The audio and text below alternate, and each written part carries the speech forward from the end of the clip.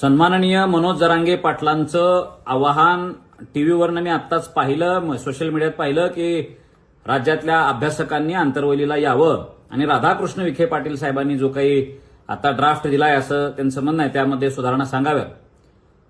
माझे एक मनोज दादांना साधा प्रश्न आहे, त्यांनी राधाकृष्ण विखे पाटलांना विचारावं की राज्यात आचारसंहिता सुरू असताना ह्या राज्य सरकारला नवीन धोरणात्मक निर्णय घेण्याचे अधिकार आहेत का?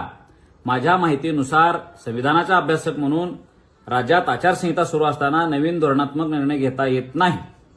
म्हणून सरकारने आमच्या मराठा समाजाचं हसं करण्यापेक्षा, आंदोलकांचं हसं करण्यापेक्षा सरकारने सत्य गोष्टी सांगाव्यात आणि आम्ही अभ्यासकांनी येऊन नवीन काय सांगण्यापेक्षा, सांगण्यात त्याचा काही उपयोग होणारच नाही हे माहिती आहे. तरी जरी आश्वासन जर राधा विखे पाटलांनी दिलं तर आम्ही आज रात्रीपर्यंत येऊ. माझी परीक्षा असल्यामुळे माझा अभ्यास सुरू आहे. मी उशिरा पाहिला मेसेज आणि हे असताना एक साधं लॉजिक मला लक्षात आलं. मग माझं आव्हान आहे मनोज जरांगे पाटलांनी आता आपलं उपोषण सोडावं. 26 जूनपर्यंत आचारसंहिता असं मी ऐकतोय.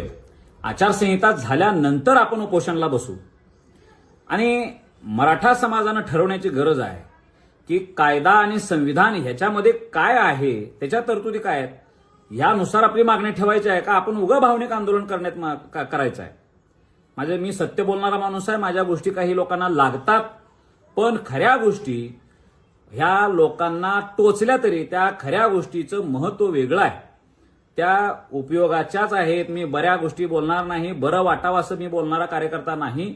समाजासाठी रक्त आटवलेले आम्ही पण आहोत. मी समाजाचे एकी राहावे म्हणून प्रयत्न करणारा माणूस आहे. आजही मराठा समाजावर कोणीतरी कायदेशीर टीका केली तर त्याचं कायदेशीर पद्धतीनं अभ्यासपूर्ण उत्तर द्यायचं काम आम्ही करतो. पण माझं एक समाजातल्या बांधवांना आव्हान आहे, मनोज दादांना विनंती करा की आता आपण उपोषण सोडा आणि भर पावसाळ्यात बसण्याची आपण तयारी करा.